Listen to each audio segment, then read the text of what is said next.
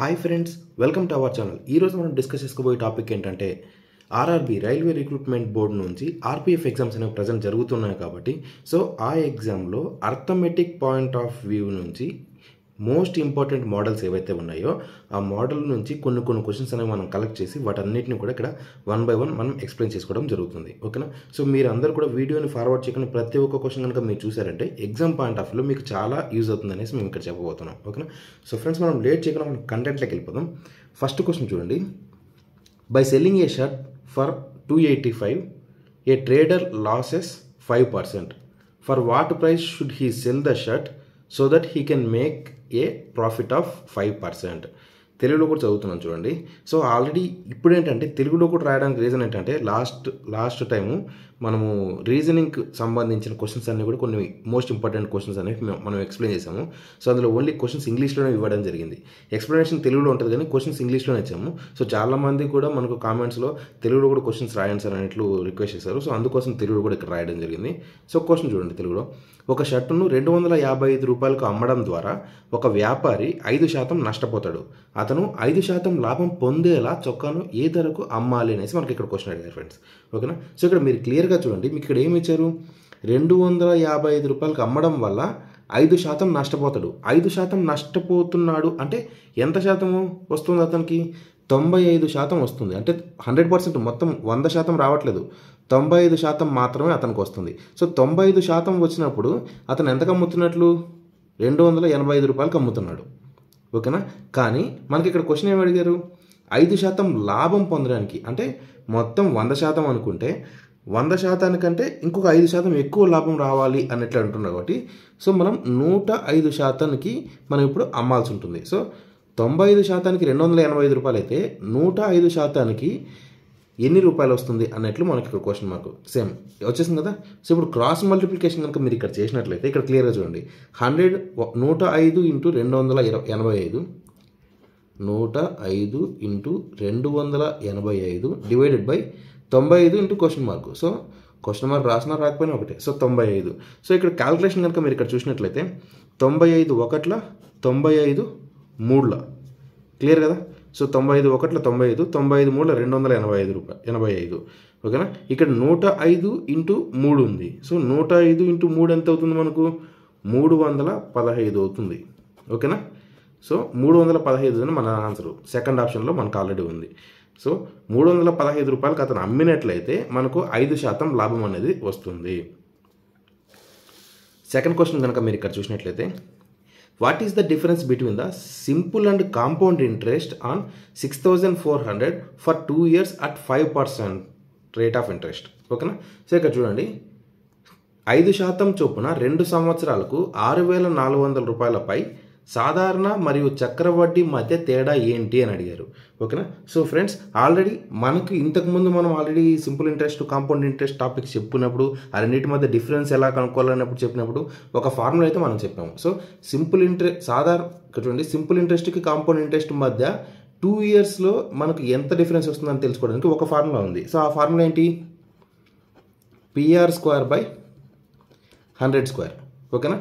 ఇది 2 yearsకి సంబంధించి 2 years difference ఉన్నప్పుడు ఫార్ములా ఏంటంటే PR² బై 100² అనేది మనకు ఫార్ములా అవుతుంది. P అంటే ఎంత వస్తుంది ఇప్పుడు? 6400. సో P అనే ప్లేస్లో మనం 6400 రాసుకుంటాం. రేట్ ఆఫ్ ఇంట్రెస్ట్ ఎంత ఉంది? 5 ఉంది. సో ఇక్కడ R² అంటే 5² కాబట్టి సో 5² నేను యాజ్ ఇట్ ఈస్గా రాసుకుంటున్నాను. కింద 100² నేను ఏం రాసుకుంటానంటే 100 ఇంటూ 100గా నేను రాసుకుంటున్నాను. సో దీన్ని ఏమని రాసుకోవచ్చు? 6400 ఇంటూ 5² నేను 25 అని క్లియర్గా రాస్తున్నాను. నేను స్టెప్ బై స్టెప్ క్లియర్గా అందరికి అర్థమయ్యేలాగా, నాన్ మ్యాథ్స్ స్టూడెంట్స్ కూడా అర్థమయ్యేలాగా స్టెప్ బై స్టెప్ నేను రాస్తున్నాను ఫ్రెండ్స్. మీరు కన్ఫ్యూజ్ అవ్వకుండా క్లియర్గా మీరు నేర్చుకోవచ్చు. ఓకేనా? సో ఇప్పుడు నేను క్లియర్గా రాశాను. ఇప్పుడు మనం క్యాలిక్యులేషన్ చేద్దాం. సో ఇక్కడ 2 zeros, ఇక్కడ 2 zeros క్యాన్సిల్. క్లియర్ కదా? సో 25 ones 25 ఒకట్ల 25 నాలుగుల 100. క్లియర్ కదా? సో ఇప్పుడు 4తో 4 ఒకట్ల 4 ఒకట్ల 4 4 ఆరుల 24. క్లియర్ కదా? ఇంకేమైనా మిగిలిందా? ఇక్కడ 16 ఇంటూ 1 బై కింద కూడా ఒకటే ఉంది. సో ఆన్సర్ ఎంత వచ్చింది? 16 అనేది మన కరెక్ట్ ఆన్సర్. 16 ఎంత ఉంది? ఎక్కడ ఉంది? ఏ ఆప్షన్లో మనకు కరెక్ట్ ఆన్సర్గా ఉంది. ఓకేనా? సో ఫ్రెండ్స్, మనం ఇప్పుడు సెకండ్ క్వశ్చన్ కనుక మనం చూసినట్లయితే, సో సెకండ్ క్వశ్చన్ అయిపోయింది. సారీ, థర్డ్ క్వశ్చన్ కనుక మీరు ఇక్కడ చూసినట్లయితే, థర్డ్ క్వశ్చన్ చూడండి. If 3/16 of the weight of a brick is 5/8 kg, then 9/20 of the weight of the brick will be అని చెప్పి క్వశ్చన్ మార్క్ ఇచ్చారు. సో తెలుగులో కూడా చదువుతున్నా చూడండి. ఇటుక బరువులో 3/16వ వంతు 5/8 కిలోలు అయితే ఒక ఇటుక బరువులో 9/20 వంతు ఎన్ని కిలోలు అవుతుంది అనేసి క్వశ్చన్ మార్క్ ఇచ్చారు ఇక్కడ. సో మనం ఇక్కడ క్లియర్గా మీరు చూడండి ఎంత ఇచ్చారు, 3/16 వంతు అయినప్పుడు ఎన్ని కిలోలు అంట, 5/8 కిలోలు. సో 3/16 వంతు అయినప్పుడు 5/8 కిలోలు వచ్చింది. నెక్స్ట్ ఏం అడిగారు, 9/20 వంతు అయినప్పుడు ఎన్ని కిలోలు ఉంటుంది అని అడిగారు. సో 9/20 వంతు ఉన్నప్పుడు ఎన్ని కిలోలు వస్తుంది అనేసి క్వశ్చన్ మార్క్ ఇచ్చాడు. సేమ్ ఫ్రెండ్స్, క్రాస్ మల్టిప్లికేషన్ చేయండి. సో 9/20 × 5/8. సో మీకు స్టెప్ బై స్టెప్ క్లియర్గా రాస్తున్నా చూడండి. 9/20 × 5/8 divided by 3/16 into question mark రాసుకోవచ్చు. సో 3/16 ఇంటూ క్వశ్చన్ మార్క్ రాసిన రాకపోయినా ఒకటే. సో 3/16 అనేది కాస్త నేను పైకి పంపిస్తే ఏమవుతుందంటే 9/20 × 5/8 ఇంటూ 3/16 పైకి వెళ్తే ఏమవుతుంది, 16/3 అవుతుంది. క్లియర్ కదా. సో ఇప్పుడు క్రాస్ మల్టిప్లికేషన్ చేసేసినప్పుడు మనం క్యాన్సిల్ చేద్దాం. సో ఇక్కడ చూడండి క్యాన్సిలేషన్ చేస్తున్నా చూడండి. 3 1s 3 3s 3 1 3 3. క్లియర్ కదా. సో ఇక్కడ చూడండి 5 1 5 4 4 1 4 4 16. సో ఇక్కడ 4 1 4 2. ఇంకేమైనా క్యాన్సిల్ అవుతున్నాయా, ఏమి లేవు. సో మనకు పైన ఎంత వచ్చింది, 3 1 ఇక్కడ 1 ఉంది. సో పైన 3 ఉంది, ఇక్కడ 1 2 1 ఉంది. సో 3/2 అని వచ్చింది. సో 3/2 kg అనేది మన ఆన్సర్ అవుతుంది. సో ఆప్షన్ డి 3/2 అనేది మనకు కరెక్ట్ ఆన్సర్ అవుతుంది. ఓకేనా, క్లియర్ కదా. సో నెక్స్ట్ క్వశ్చన్ చూడండి. అన్నీ కూడా కొంచెం డిఫరెంట్ క్వశ్చన్స్ ఫ్రెండ్స్. లేటెస్ట్గా ఎలాంటి మోడల్స్ అడుగుతున్నారో, సో ఆ పాత మోడల్స్ అయ్యి ఉండొచ్చు. కొందరికి ఏంటంటే ఎక్కువసార్లు ప్రాక్టీస్ చేయడం వల్ల మీకు అన్ని ఈజీగానే అనిపించుండొచ్చు. నార్మల్ స్టూడెంట్స్ ఎవరైతే ఉంటారో వాళ్ళు కొంచెం కన్ఫ్యూజన్ అవుతుంటారు. అందుకోసమే క్లియర్గా స్టెప్ బై స్టెప్ అనేది నేను క్యాన్సిలేషన్ కూడా మీకు క్లియర్గా ఎక్స్ప్లెయిన్ చేస్తున్నాను. ఓకేనా. సో నెక్స్ట్ క్వశ్చన్ చూడండి. ఏ manager employed 210 men to finish a work in 72 days. After 20 days, 50 more men were employed to finish the task early. In how many days will the remaining work now be completed? తెలుగులో చదువుతాను చూడండి. ఒక పనిని 72 రోజుల్లో పూర్తి చేయడానికి ఒక manager 210 మందిని నియమించాడు. 20 రోజుల తర్వాత పనిని త్వరగా పూర్తి చేయడానికి మరో 50 మంది పురుషులను నియమించుకున్నాడు. ఇప్పుడు మిగిలిన పనులు ఎన్ని రోజుల్లో పూర్తవుతాయి అనేసి క్వశ్చన్ మార్క్ ఇచ్చాడు. ఓకేనా. సో ఫ్రెండ్స్, మీకు ఆల్రెడీ మనము ఈ కంటెంట్ గురించి మనం ఎక్స్ప్లెయిన్ చేసాము. సో చైన్ రూల్లో కూడా మనకి ఇదే సేమ్ టాపిక్స్ మనకు వస్తాయి. సో చైన్ రూల్ అనేది రేపు మార్నింగ్ నుంచి మనకు మన యూట్యూబ్ ఛానల్లో ఫ్రీగా మన కంటెంట్ అన్నీ కూడా వీడియోస్ అనేవి చైన్ రూల్లో మనకు ఆల్మోస్ట్ 9 వీడియోస్ ఉన్నాయి. ఆ 9 వీడియోస్ కూడా మార్నింగ్ ఒకటి ఈవినింగ్ ఒకటి అలా రిలీజ్ చేస్తూ వస్తాము. సో మీరు కావాలంటే అక్కడ చూసుకొని ప్రిపేర్ అవ్వచ్చు. ఓకేనా. సో ఫ్రెండ్స్, ఇక్కడ కంటెంట్ కనుక మీరు చూసినట్లయితే ఇక్కడ ఎంత ఇచ్చాడు, 72 రోజుల్లో పూర్తి చేయడానికి ఒక మేనేజర్ ఎంతమందిని నియమించుకున్నాడు, 210 మందిని నియమించుకున్నాడు. ఓకేనా. సో నేను ఇప్పుడు రాస్తున్నా చూడండి. 210 మందిని నియమించుకున్నాడు. ఎన్ని రోజుల్లో పూర్తి అవ్వడానికి, అది 72 రోజుల్లో పూర్తి అవ్వడానికి. ఓకేనా. సో 72 రోజుల్లో పూర్తి అవ్వడానికి 210 మందిని నియమించుకున్నాడు. సో 210 మంది అలానే ఉన్నారనుకోండి, అలానే ఉంటారు. కానీ 72 రోజులు కాకుండా 20 రోజుల తర్వాతనే కదా. సో 20 రోజులు తీయేస్తే మనకి ఎంత వస్తుంది, 72లోంచి 22 తీయేస్తే 52 రోజులు ఉంటుంది. సో ఇప్పుడు ఏమైందంటే 20 రోజుల తర్వాతకి 210 మందికి 52 రోజులకు సరిపడ పని అయితే ప్రజెంట్ ఉంది. కానీ ఏం చేశాడంటే మేనేజరు 20 రోజుల తర్వాత ఎంతమందిని తీసుకున్నాడు, 50 మంది పురుషుల్ని తీసుకున్నాడు, కొత్తగా నియమించుకున్నాడు. సో మొత్తం ఇంతకుముందు ఎంతమంది ఉన్నారు, 210 మంది ఉన్నారు. ఇప్పుడు కొత్తగా ఎంతమంది వచ్చారు, 50 మంది వచ్చారు. 260 మంది అవుతారు. 210 + 50 ఎంత అయింది, 260 మంది. సో 260 మంది ఉన్నప్పుడు ఈ D2 అంటే మనకు M1D1 = M2D2 ఫార్ములాకి మనం రాసాం ఇప్పుడు. ఓకేనా. ఈ D2 అంటే 260 మందికి గాను ఎన్ని రోజుల్లో ఆ పని పూర్తవుతుంది అనేసి ఇక్కడ మన క్వశ్చన్. ఇక్కడ చూడండి, నేను యాజ్ ఇట్ ఈస్గా ఎట్లా ఉన్నది అట్లా రాస్తాను. 210 × 52 డివైడెడ్ బై మనకి ఇటు సైడ్ 260 ఉంది కదా. 260 ఈక్వల్టీకి ఇటువైపు తీసుకొస్తే ఏమవుతుంది, బైలోకి వెళ్తుంది. కాబట్టి 260 ఇక్కడికి అయింది. సో D2 ఎక్కడ ఉన్నది నేను అక్కడే పెట్టేస్తున్నాను. క్లియర్ కదా? సో 0 0 క్యాన్సిల్ అయిపోద్ది. సో 210లో ఇక్కడ 0 ఇక్కడ 0 క్యాన్సిల్ అయిపోయింది. 26 ఉంది కదా? సో ఈ 26ని 26 1 26 2 26 1 26 2 క్యాన్సిల్ అయిపోయిందా? ఎంత ఉంది ఇక్కడ? 21 ఇంటూ 2. 21 ఇంటూ 2 ఎంత అవుతుంది? 42 రోజులు లేదా 42 డేస్ అనేది మన యొక్క ఆన్సర్ అవుతుంది. 42 ఎక్కడ ఉంది? ఫస్ట్ ఆప్షన్లో ఉంది. ఇది మన కరెక్ట్ ఆన్సర్ అవుతుంది. క్లియర్ కదా? సో ఈ విధంగా మనం చేయాల్సి ఉంటుంది. నెక్స్ట్ క్వశ్చన్ కనుక మీరు చూసినట్లయితే 4 క్వశ్చన్స్ కంప్లీట్ అయిపోయి నెక్స్ట్ 5th క్వశ్చన్ చూడండి. సో క్వశ్చన్ కనుక మీరు ఇక్కడ చూసినట్లయితే if one of the base angle of an if one of the base angle of an isosceles triangle is 55 degrees, what is its vertical angle? ఓకేనా? So క్లియర్గా ఇక్కడ question చూసినట్లయితే base angle దేనికి కనుక్కోమని చెప్పి బేస్ యాంగిల్ వచ్చేసరికి ఒక base if one of the base angle of an isosceles triangle is 55 degrees, what is it's vertical angle అని అడిగారు. తెలుగులో చూడండి, సమద్విబాహు త్రిభుజం యొక్క మూల కోణాలలో ఒకటి 55 డిగ్రీలు అయితే దాని నిలువ కోణం ఏంటి అని అడిగి మన క్వశ్చన్ ఇచ్చారు. సో మనకు సమద్విబాహు త్రిభుజం ఒకసారి మనం క్లియర్గా డ్రా చేద్దాం.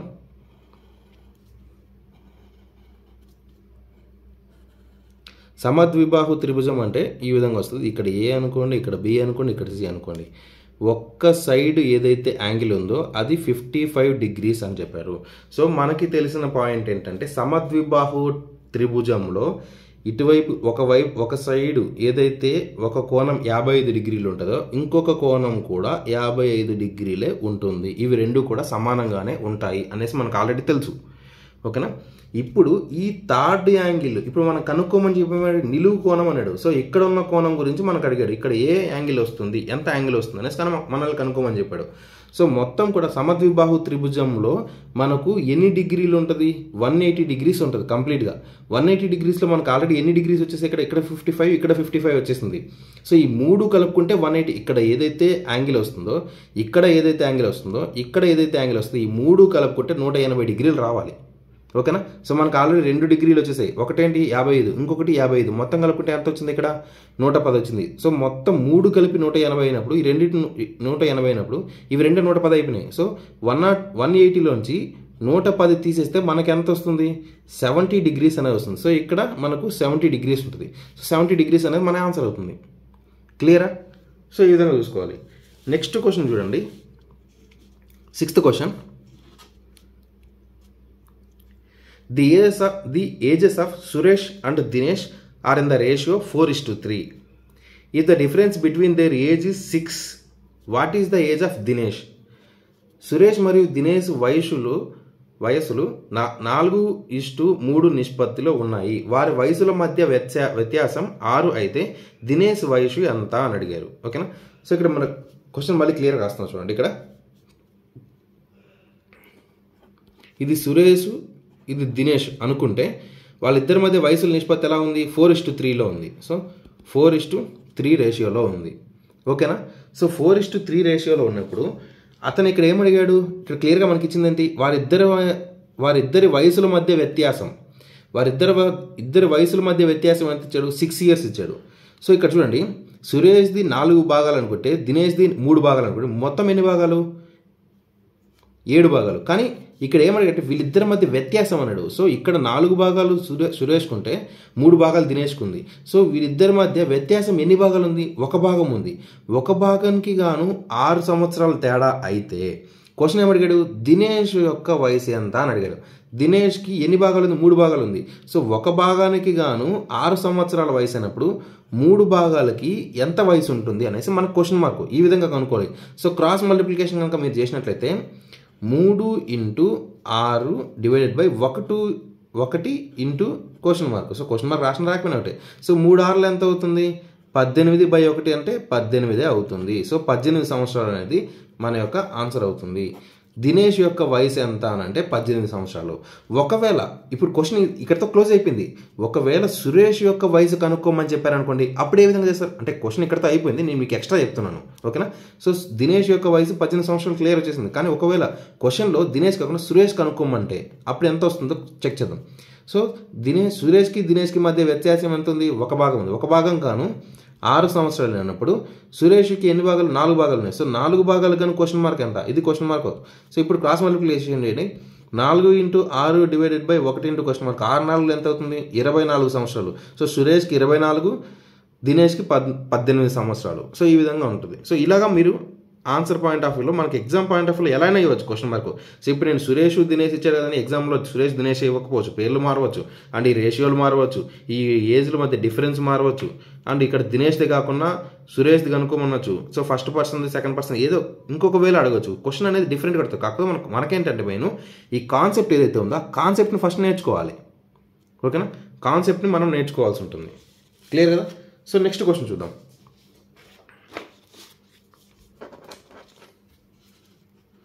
సో క్వశ్చన్ కనుక ఇక్కడ చూసినట్లయితే 7th question, if 2x² + ax + 3 is perfectly divisible by x - 5 then the value of a is అని చెప్పి క్వశ్చన్ మార్క్ ఇచ్చాడు. సో ఇక్కడ మళ్ళీ తెలుగులో కూడా చదువుతున్నా చూడండి. 2x² + ax + 3 అనున్నది సంపూర్ణంగా x - 5 ద్వారా భాగించబడుతుంది. అప్పుడు ఏ యొక్క విలువ ఎంత అనేసి మనకు క్వశ్చన్ మార్క్ ఇచ్చాడు. సో ఇక్కడ చూడండి క్లియర్గా మనకి ఇక్కడ ఏమి ఇచ్చాడంటే x - 5తో ఈ మొత్తాన్ని ఈ ఈక్వేషన్ 2x² + ax + 3 మొత్తం కూడా సంపూర్ణంగా భాగించబడుతుంది. అలా భాగించిన తర్వాత ఏదైతే ఉంటుందో మామూలుగా భాగించబడినప్పుడు ఈ ఏ ప్లేస్లో ఏ నెంబర్ అయితే వస్తుందో ఆ నెంబర్ మనకు కావాలని చెప్పి క్లియర్గా ఇక్కడ అడిగారు. ఓకేనా? సో అది మనం కనుక్కుందాం. సో ఫస్ట్ ఇక్కడ చూడండి x - 5 ఉంది కదా, x - 5 నుంచి మనం x వాల్యూ తీసుకున్నాం. సో x - 5 = 0 అనుకుంటే ఆల్రెడీ x - 5 = 0 అక్కడ ఇచ్చేసారు. సో x ఈక్వల్ ఏమవుతుంది? -5 కాస్త ఈక్వల్ టు అటువైపు వెళ్తే ఏమవుతుంది? +5 అవుతుంది. ఓకేనా? x = 5 ఇప్పుడు మన అయింది. ఇప్పుడు మనకు వచ్చింది. ఓకేనా? సో ఇప్పుడు ఈ ఈక్వేషన్ మనకి ఏమి ఇచ్చాడు? 2x² + ax + 3. సో ఈ x = 5 కదా, ఈ x ప్లేస్లో ఇక్కడ అన్ని x ప్లేస్లో 5ని మనము సబ్స్టిట్యూట్ చేద్దాం. 2 × x² ప్లేస్లో 5² నేను రాస్తున్నాను. క్లియరా? సో a × x ప్లేస్లో నేను 5 రాస్తున్నాను. సో 5a అవుతుంది +3. 2 × 5² అంటే ఎంత అవుతుంది? 2 × 5² అంటే 25. 25 × 2 ఎంత అవుతుంది? 50 అవుతుంది. సో నేను క్యాలిక్యులేషన్ డైరెక్ట్గా వేస్తున్నాను. 5² అంటే 25. 25 × 2 ఎంత అవుతుంది? 50 + 5a + 3 = 0. మనం పెట్టుకోకపోయినా ఒకటి = 0 అనుకోండి. సో ఇప్పుడు ఏమవుతుంది? 5a ప్లస్ ఉంది, ఇక్కడ 50 + 3 ఎంత అవుతుంది? 53. 53 + 5a = 0. సో 5a ఇటువైపున 53 కాస్త అటువైపు వెళ్తే ఏమవుతుంది? -53 అవుతుంది. క్లియరా? సో ఇప్పుడు ఏ వాల్యూ మాత్రమే మనకు కావాలన్నప్పుడు -53 / 5 ఇది వచ్చింది. ఇప్పుడు మనము క్యాన్సిలేషన్ చేయాల్సి ఉంటుంది.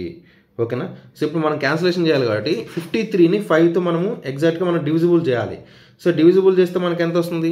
నేను డైరెక్ట్ క్యాన్సిల్ చేస్తాను. సో 5 1s 5 10s 15, 5 10s 50, 0.3 ఉంటుంది, 3 ఉంది కాబట్టి పాయింట్ పెట్టుంటే 30 అవుతుంది, 6 వస్తుంది. 10.6 అనేది మన ఆన్సర్ అని నేను ఇక్కడ చెప్పేస్తాను.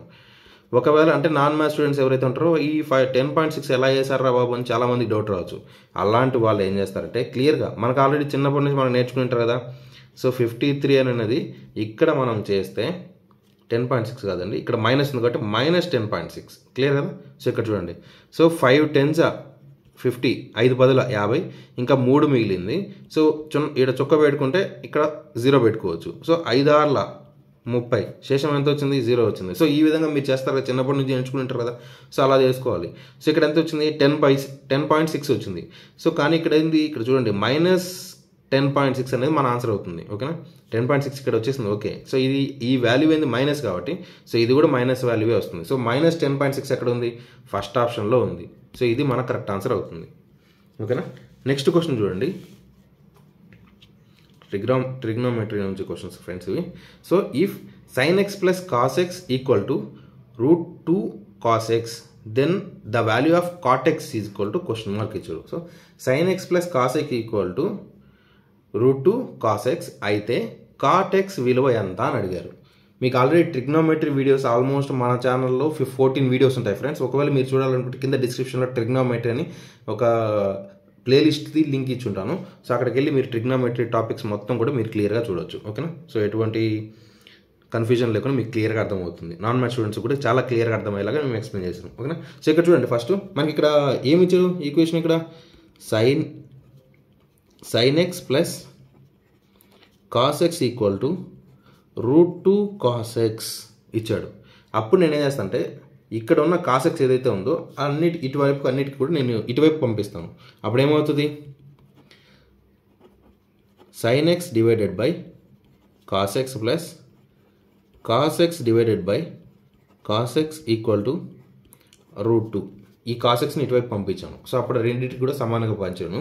సో ఎప్పుడు చూసినట్లయితే cos x క్యాన్సిల్ అవుతుంది. నేను ఇది ఈక్వేషన్ మొత్తం స్టెప్ బై స్టెప్ క్లియర్గా రాస్తాను, మీకు ఎవరికి కూడా డౌట్ రాకూడదు మళ్ళీ ఇంకొకసారి. ఓకేనా? sin x by cos x అంటే మనకేంటి, tan x అవుతుంది. ఓకేనా? So sin x by cos x equal to tan x అవుతుంది. tan x ప్లస్ ఇది cos x క్యాన్సిల్ అయిపోయినప్పుడు ఇక్కడ 1 వస్తుంది, ఈక్వల్ టు √2 అవుతుంది.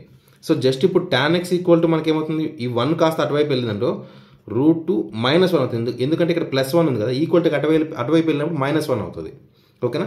సో tan x అంటే మనం ఏ విధంగా రాసుకోవచ్చు, 1/cot xగా మనం రాసుకోవచ్చు. 1/cot x ఈక్వల్ టు ఈ tan xని 1/cot xగా రాశాను. అప్పుడు ఈక్వల్ టు ఎంత వస్తుంది ఇక్కడ మనకు, √2 -1 యాజ్ ఇట్ ఈస్గా వచ్చింది. కానీ ఇప్పుడు మనకు క్వశ్చన్లో ఏమడిగారు, cot x కావాలని అడిగారు. సో యాజ్ ఇట్ ఈస్గా నేను సేమ్ ఇక్కడ ఉన్న పాయింట్ ఇది ఏదైతే ఉందో దాన్ని తీసుకొచ్చి ఇక్కడ పైన రాస్తున్నాను. చూడండి,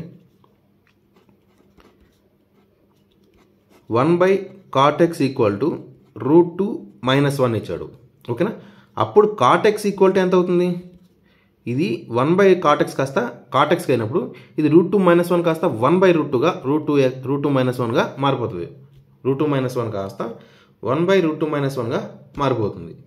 ఈ 1/√2 -1 ఇప్పుడు cot x ఈక్వల్ టు 1/√2 -1 కాస్త మనం ఏ విధంగా రాసుకోవచ్చు అంటే √2 + 1గా మనం రాసుకోవచ్చు.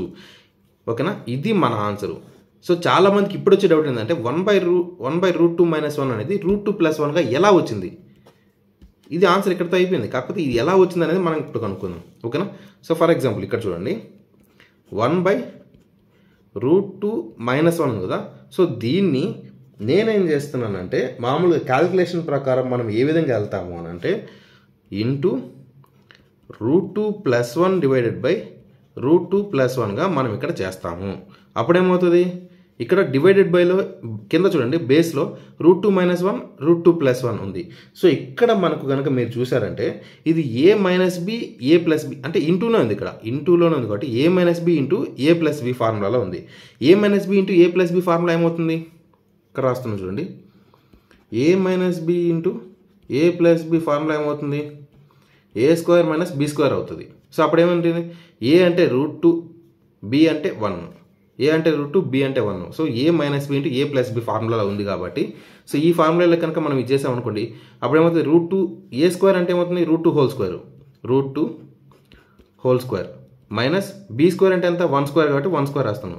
సో √2 హోల్ స్క్వేర్, √2 అంటే √2 హోల్ స్క్వేర్ ఎంత అవుతుంది, 2. ఇక్కడ 1² ఎంత అవుతుంది, 1 అవుతుంది. √2 హోల్ స్క్వేర్ -1² అంటే 2 - 1 ఈక్వల్ టు 1 అవుతుంది. సో అప్పుడు ఈ పాయింట్ దగ్గర నుంచి నేను ఏం చేస్తున్నాను అంటే చూడండి, 1 ఇంటూ √2 + 1 డివైడెడ్ బై √2 - 1 ఇంటూ √2 + 1ని మనం ఏ విధంగా రాసాం, 1గా రాసుకున్నాం. సో 1 ఇక్కడ వస్తుంది. సో √2 + 1/1 అంటే ఎంత, డివైడెడ్ బై 1 ఉన్నా లేకపోయినా మనకు √2 + 1 అనేది మనకు కరెక్ట్ ఆన్సర్ అవుతుంది.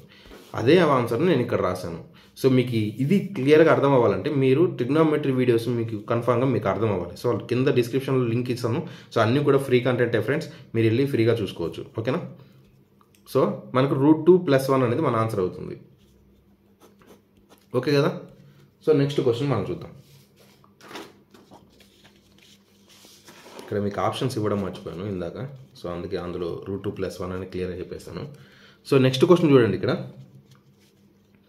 ఇది కొంచెం కన్ఫ్యూజ్ అవుతారు కానీ చాలా easy point. Exam point of view ఇలాంటి క్వశ్చన్స్ మనకి ఇప్పుడు ఎక్కువ అడుగుతున్నారు. సో కన్ఫర్మ్గా మీరు ఈ క్వశ్చన్ అర్థం చేసుకోవడానికి ట్రై చేయండి. చాలా ఈజీ. మీకు కావాలంటే 2 సార్లు కావాలని నేను ఎక్స్ప్లెయిన్ చేస్తాను. ఇక్కడ చూడండి క్వశ్చన్.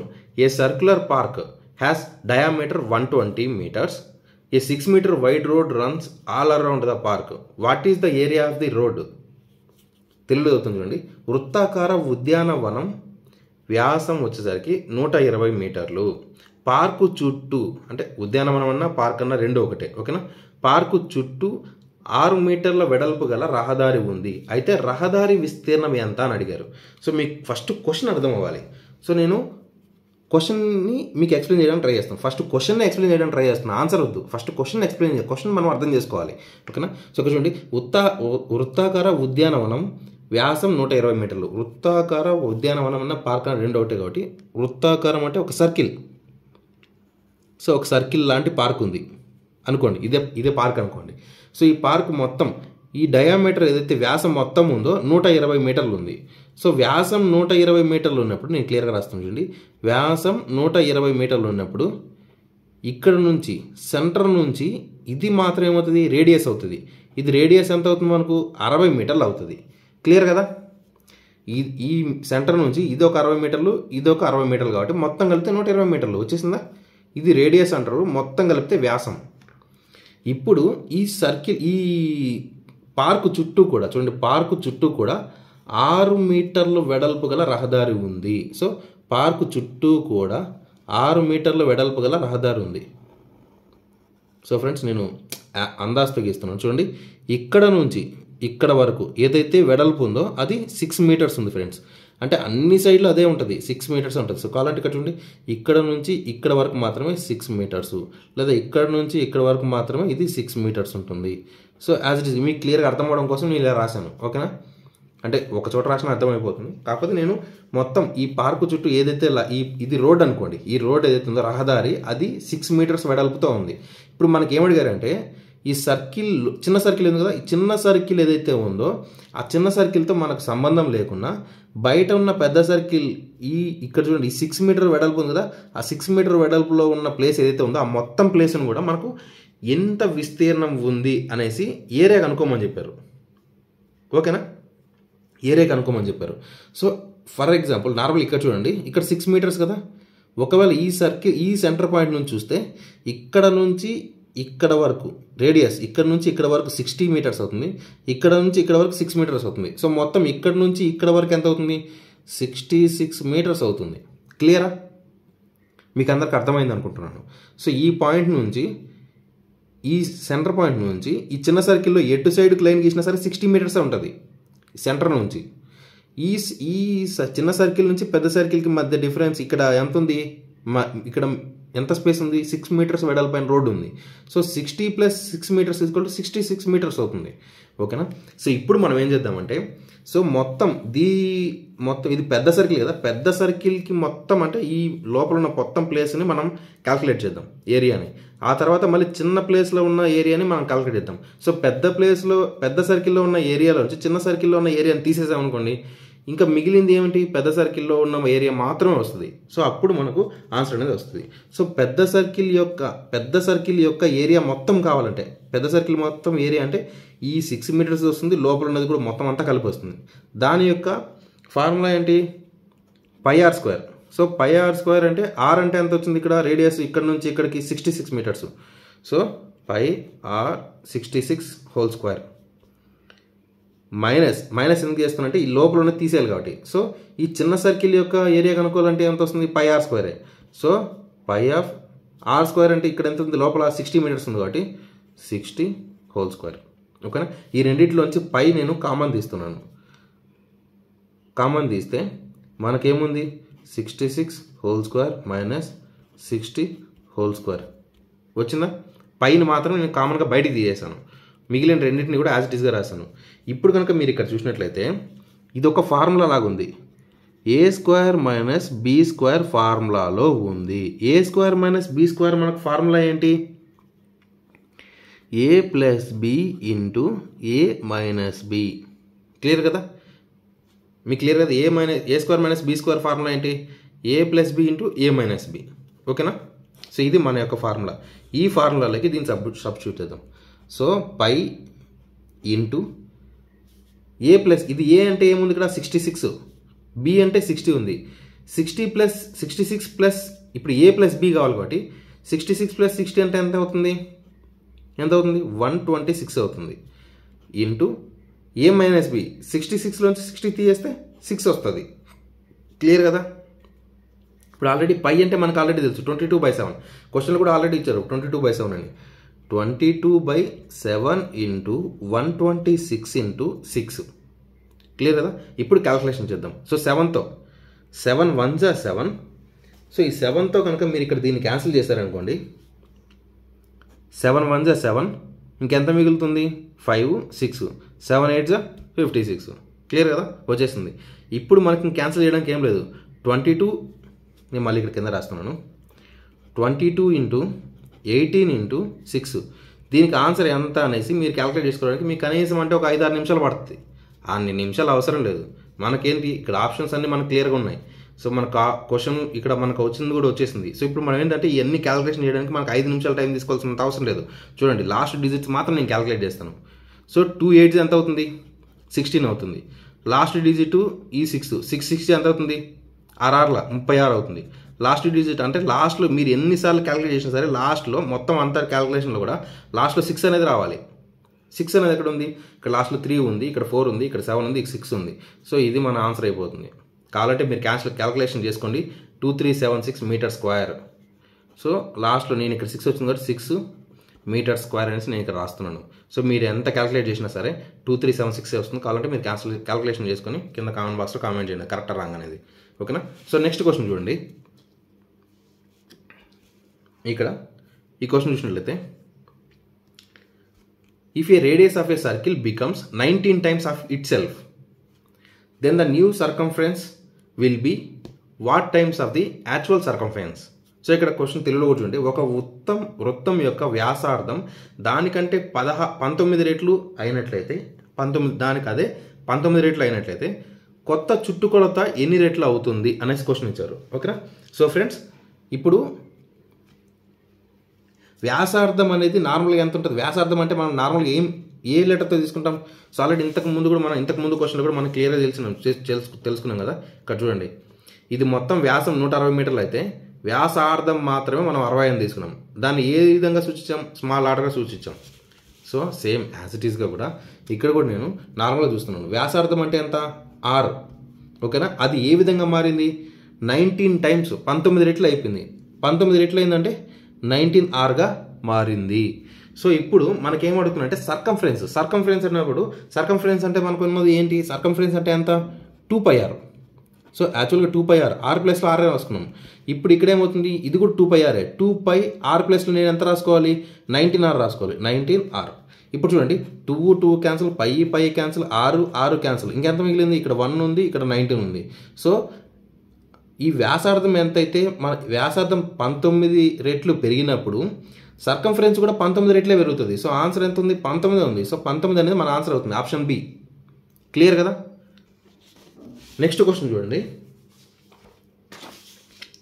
నెక్స్ట్ క్వశ్చన్ ఇక్కడ చూడండి, 11th క్వశ్చన్ ఫ్రెండ్స్.